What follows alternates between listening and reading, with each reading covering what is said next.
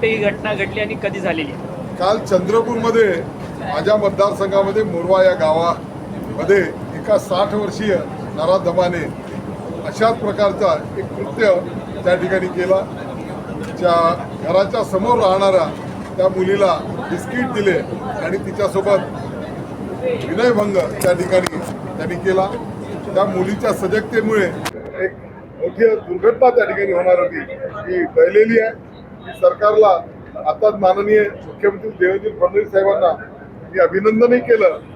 नरसापूरच्या घटनेमध्ये त्या कांबळे नावाच्या व्यक्तीला ज्या पद्धतीनं 55 दिवसामध्ये फाशीची शिक्षा सुनावली, त्याच धर्तीवर चंद्रपूरच्या त्या नराधमाचा सुद्धा फास्ट कोर्टामध्ये त्या ठिकाणी खटला चालवला पाहिजे आणि त्याचे वकील ॲडव्होकेट उज्ज्वल निकम साहेब यांना नेमणूक करावी ही विनंती मी आता माननीय मुख्यमंत्री मोदयांनी केली, त्यांनी मान्य केलेली आहे.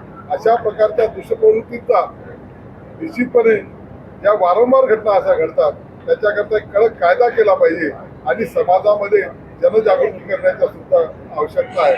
अशा प्रकारचं एक निवेदन मी माननीय मुख्यमंत्री महोदयांना केलेलं आहे. चंद्रपूरचे पोलीस अधीक्षक लोपानीजी हे सुद्धा त्या ठिकाणी आणि पोलीस प्रशासन लक्ष ठेवून आहे. एक मोठी दुर्घटना त्या ठिकाणी होता वाचली. त्या मुलीचा मात्र त्या ठिकाणी त्या आरोपीला अटक सुद्धा केली. परंतु सातत्याने अशा घटना राज्यभरात होतात आहेत. या सगळ्या संदर्भात एक शक्ती कायदा अंमलात यावा अशी संदर्भातली मागणी जी आहे ती विरोधक करताना पाहिलं. निश्चितपणे या घटना या माणुसकीला काळीमा फासणार. आज सरकारचं आपण या ठिकाणी अभिनंदन केलं पाहिजे की अशा प्रकारचे खटले 10, 15 वर्ष चालायचे, परंतु 55 दिवसामध्ये आरोपपत्र दाखल करत निकाल या ठिकाणी दिला गेला, फाशीची शिक्षा सुनावली गेली. याच्यासाठी कडकातला कडक कायदा.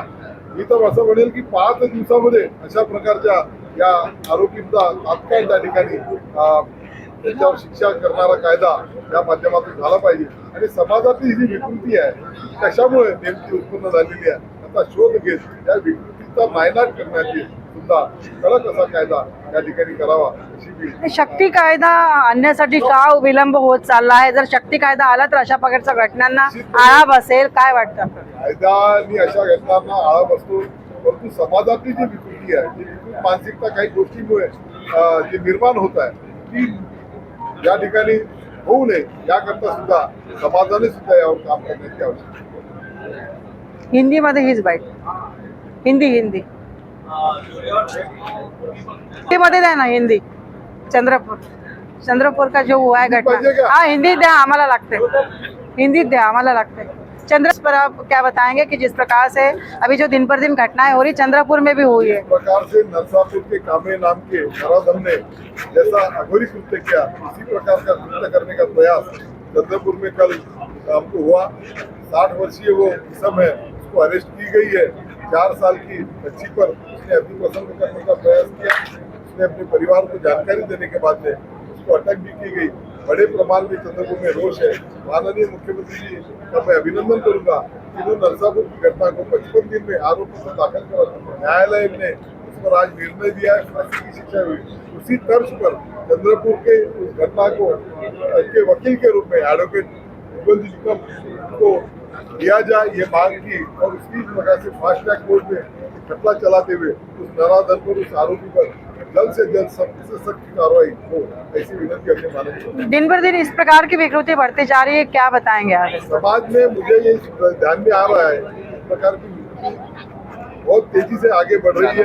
इसके लिए समाज में जागृति की आवश्यकता है और सरकार ने भी इस बात को ध्यान में रखते हुए बहुत सख्त से सख्त यह दंड का या फिर इससे भी बड़ी तुरंत मिलने वाली शिक्षा का प्रावधान होने की आवश्यकता है. Thank you.